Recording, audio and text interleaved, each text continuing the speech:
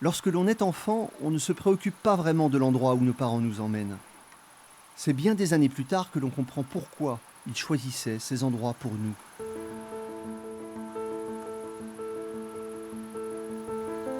Ma grand-mère avait cette maison pas très loin de Nevers, juste en face de la Pointe, là où la Loire et l'Allier ne font plus qu'un.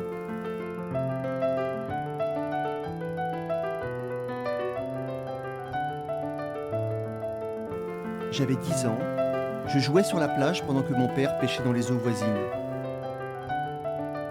Ces plages me semblaient immenses, du sable à perte de vue, la rivière infranchissable.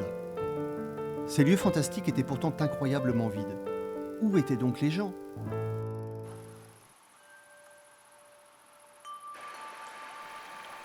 « 40 ans plus tard, les lieux sont restés ce qu'ils ont toujours été, paisibles, solitaires et magnifiques. Nous sommes au bec d'Allier par un radieux dimanche d'août. Ce petit coin de paradis que personne ne semble avoir découvert est devenu mien, mon havre de paix. C'est ici que je reviens chaque année pour me ressourcer.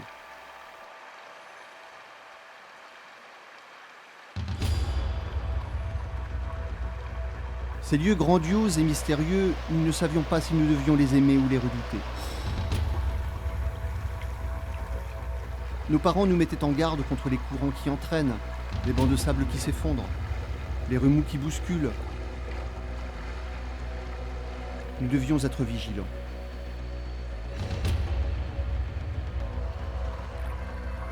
Et si nous nous aventurions à la nage, nous cherchions à éviter les caresses brutales des branches à moitié immergées, tels des sauriens immobiles attendant au cœur des flots, semblant guetter le nageur distrait.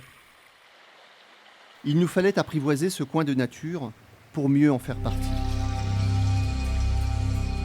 Pourtant, à l'endroit même où l'eau de l'Allier paraît si claire, si pure, si accueillante, qui se douterait de la force de la rivière ? On en oublierait presque qu'elle est une bâtisseuse qui remodèle à chaque saison, au rythme des crues et des décrues, le paysage environnant, creusant ici des nouveaux filets de rivière, recouvrant par là-bas les bancs de sable, s'invitant souvent au cœur de la végétation pour s'en retirer un peu plus tard en la laissant verte d'une jeunesse sans cesse irriguée.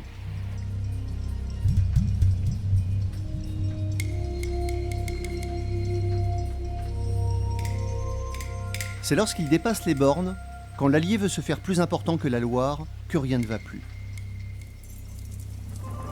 Les crues des dernières décennies, pourtant impressionnantes, sont sans commune mesure avec celles que nos ancêtres connurent au XIXe siècle.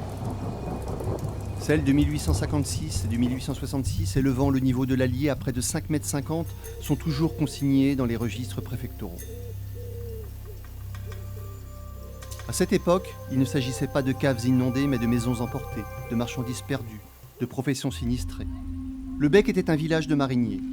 La Loire et l'Allier étaient leur outil de travail pour acheminer leurs marchandises de port en port.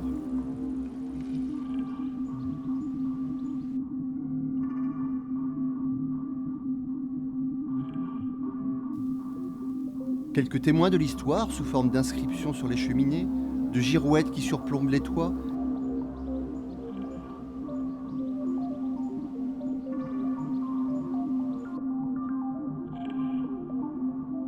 à 2 pas des habitations, les tourets sur lesquels les bateliers arrimaient leurs embarcations de l'époque, les futreaux et les gabarres.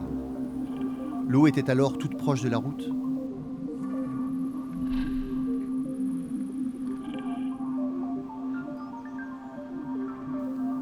Au fil des siècles, les riverains ont appris à être prévoyants, construisant et renforçant les digues et déversoirs indispensables pour protéger le village des assauts de la rivière.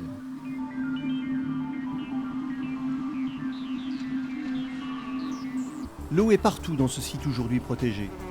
La Loire, l'Allier et le pont-canal à 2 pas du Bec. C'est toujours l'enfant en moi qui d'un coup de vélo ne peut résister à la tentation d'aller assister au défilé. Le cérémonial du pont-canal du Guettin attire son lot de badauds et tout ceci se déroule dans un vacarme assourdissant, celui de l'eau se déversant dans le compartiment voisin, entre 2 écluses. On y voit des péniches hollandaises à coque blanche et bleue, les barges anglaises aménagées en résidence, et on imagine la vie à bord, les repas face aux paysages qui défilent, les siestes bercées par les remous. les escales sous les yeux des enfants, rêvant à des voyages impossibles. Ce défilé nous impressionnait tout autant que le long processus des écluses permettant de faire passer ces demeures flottantes près de 10 mètres plus bas ou plus haut. Et cette cascade sous le pont-canal, l'eau et ces tourbillons qui t'attrapent les jambes et te recrachent un peu plus loin, te font valser dans la bouée avant de te remettre dans le courant qui te permettra de rejoindre un peu plus bas le bec d'Allier que tu viens juste de quitter.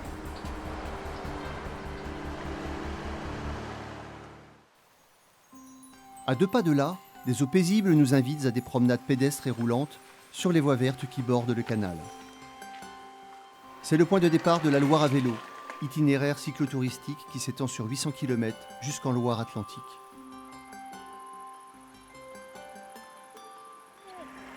Le bec d'Allier reste un lieu privilégié, un espace de paix où chacun peut se poser avant de reprendre son chemin. Je m'y retrouve, moi, dans ce petit coin de paradis, isolé du monde.